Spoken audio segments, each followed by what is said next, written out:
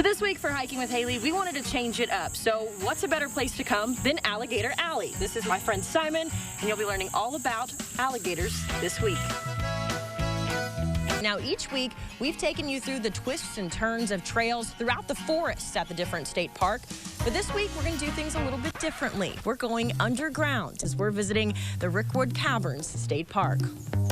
Now, this particular little hallway is called the cemetery room, and it's not because there's dead bodies back here, but rather because there's fossils that have been found throughout the room. Oh, I didn't see you there. I was too busy enjoying the views here at Chehaw State Park, and that's where we're exploring for this week's Hiking with Haley. We are traveling on the Bald Rock Trail. Picture this, it's a hot and humid summer day here in Alabama. You're tired of swimming at the local pool, so you decide to pack up the family and head outdoors. So what's a better place to come than checking out the waterfall here at Chewacla State Park? That's where we're at for this week's episode of Hiking with Haley. This little frog is just one of the many creatures you can find on the campfire trail. Can I see you? He has so tiny eyes. For some farmers, years of time, energy, effort, and money now gone just after one storm. And now they're deciding whether or not they're going to try to rebuild. Flooding remains a major concern this weekend after parts of central and west Alabama received close to 4 to 6 inches of rain this past week. And more rain is predicted to be on its way.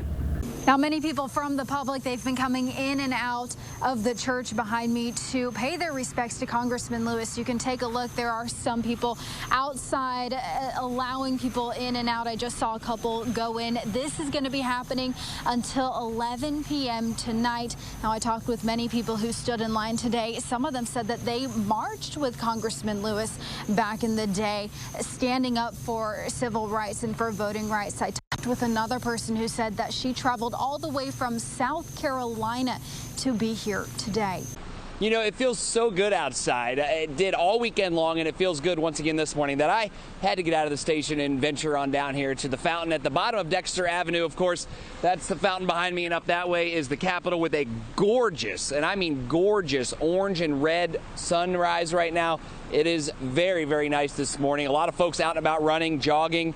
And, you know, I would encourage it this morning to get out and, if you can, run some errands, get things off your list because, again, it feels very, very nice. It can also always feel much worse this time of year. And there you go. How about that? See, everyone's out running, enjoying this morning, and it's going to stay that way all morning, all afternoon.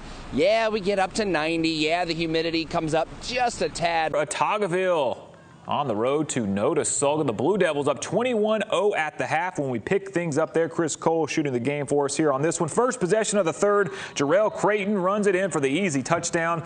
Extra point would be no good, but it's a 27-0 lead for Notasulga. Photogville's possession. Ronnie DeRamus fumbles the ball. Terrell Creighton gets the scoop and the score, and bam, bam, just like that. Notasulga 2 touchdowns, and then it would be 35-0 at that point. Later in the fourth, DeRamus throw an interception to Walter Tatum, and that would pretty much seal the deal. Blue Devils a victory 35-0 over Photogville. It's Billingsley's turn with the ball, and they are looking deep. Quarterback Levi Arrington showing off the arm.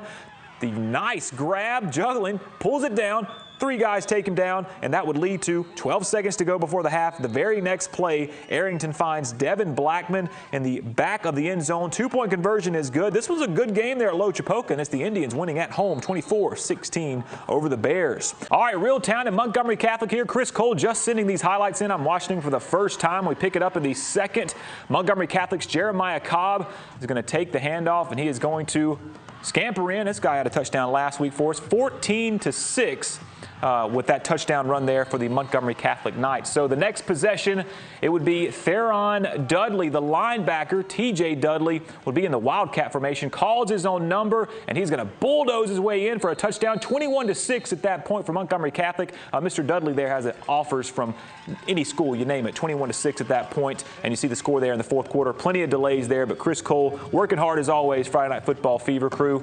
Thank you very much for those highlights, Chris. All right, we keep things rolling in Class 5A. 5A, Tallahassee Tigers off a bye week at home against Sylacauga. There's the Hot O'Brien, the official stadium of the Fever. This one goes late due to weather. Our photographer, Chris Cole, actually just got on the field, pressed record as this play was happening. Number 70, Christian Twyman for Sylacauga recovers the fumble, and it is a big man touchdown the opposite direction. This one's still in the second half, and it's Sylacauga up 21-14. As I said, we had a lot of delays tonight. Games are still going on. Officers say they got a call to the Garden Home Circle this morning. That's between Narrow Lane Road and Woodley Road.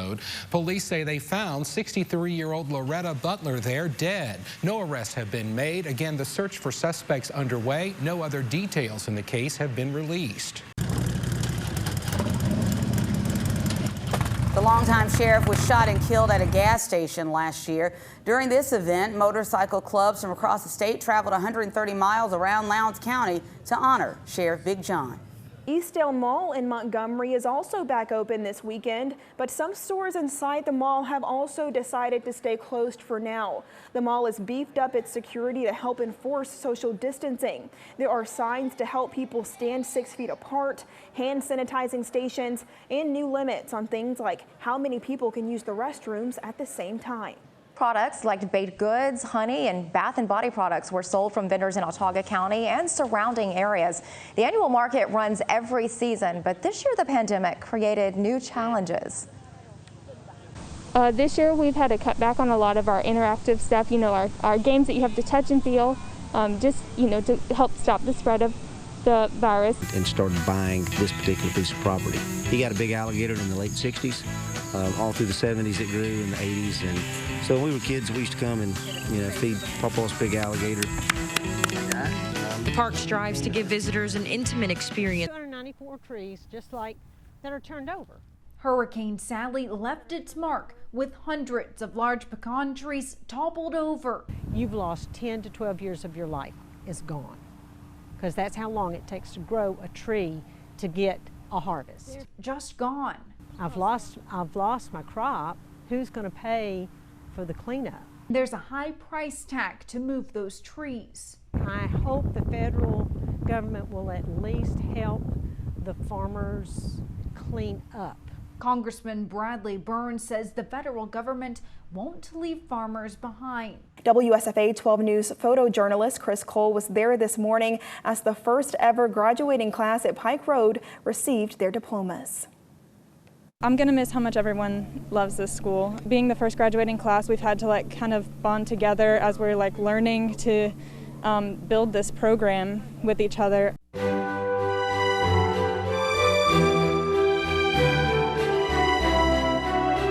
We're so proud of these students, so proud of these teachers and everything. Just can't say enough good things about everything going on here. It's been hard because we've had a lot to think about. We hadn't normally had to think. Normally a crowd comes in, you put them in the stand, they sit where they can sit, but we've had to mark off the bleachers. We've had to put chairs down, that everything's 6 feet apart, so we're respecting social distancing.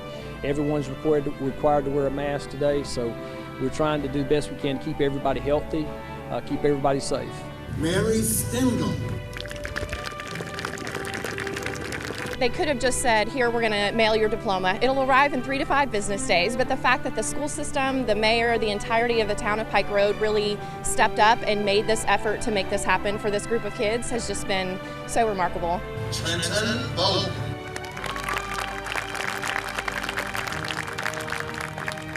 I feel like that they really took all concepts into consideration and really made a plan that was going to work well for everybody. So we're completely impressed. We've been through change these past 4 years, and we've all overcome it. We've all thrived. We've all taken it in stride. So I want them to know that even if we're making a big leap going to college, that they're going to be able to handle it great, and they're going to be able to take over the world if they can, because that's what we do.